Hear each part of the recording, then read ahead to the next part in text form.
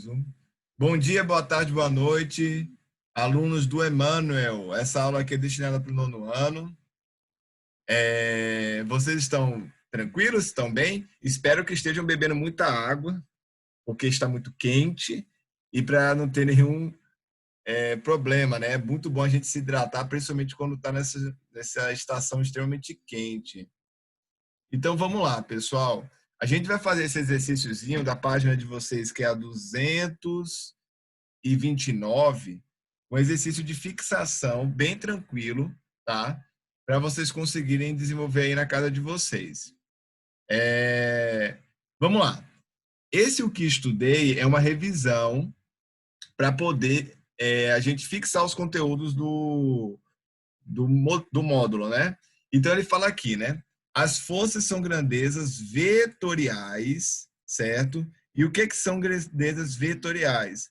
São grandezas que têm sentido.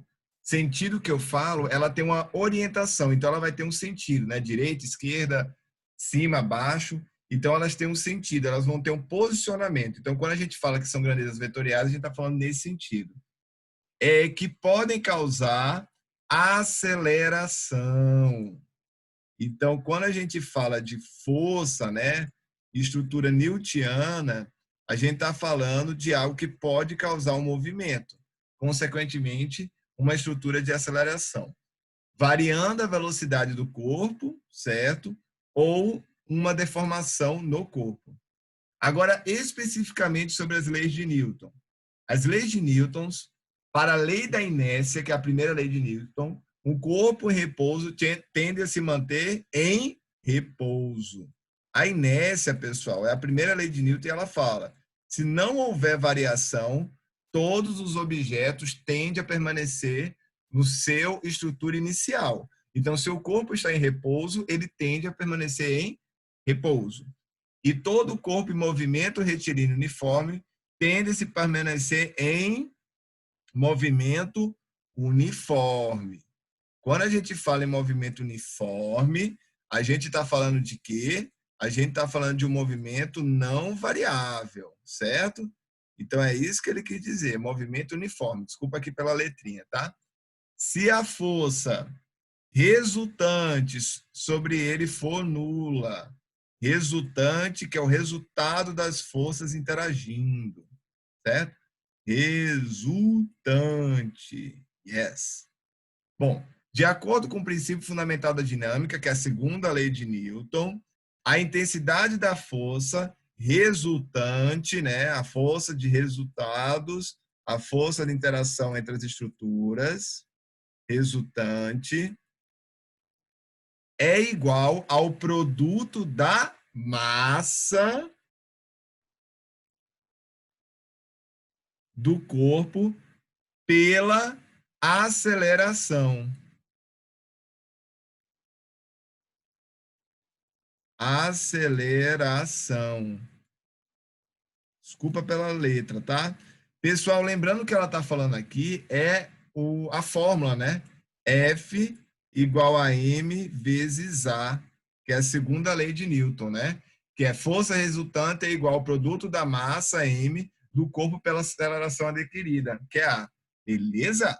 A terceira lei de Newton, né, que é o princípio da ação e reação, fala o seguinte: na terceira lei de Newton, as forças de ação e reação, certo? E reação,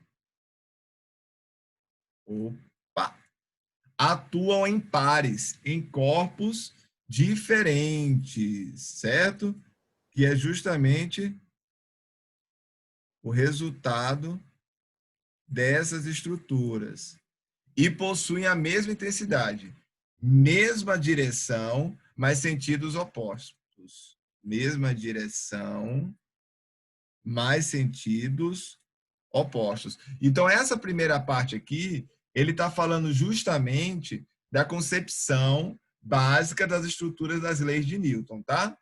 Bom, as máquinas simples podem mudar a direção, o sentido e a intensidade, sentido e a intensidade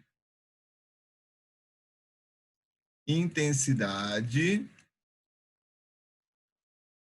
da força aplicada para movimentar ou sustentar um corpo. O trabalho realizado, lembrando, pessoal, trabalho é o resultante do movimento, né? O trabalho realizado por uma força é dado pelo produto entre a intensidade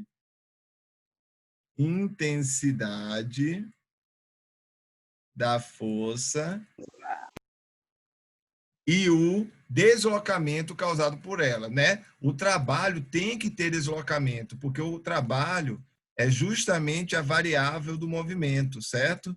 Então, quando a gente fala em trabalho, a gente vai pensar sobre isso, sobre deslocamento variável. A energia mecânica é dada pela soma da energia potencial, que eu vou colocar aqui potencial, abreviado, tá? Potencial gravitacional com a energia o quê? Cinética. A energia gerada através do movimento. Energia cinética. Beleza? Então, essa página aqui ela fica de revisão, cada dessas questões sobre a estrutura teórica. Obrigado por você ter assistido essa aula no YouTube e valeu!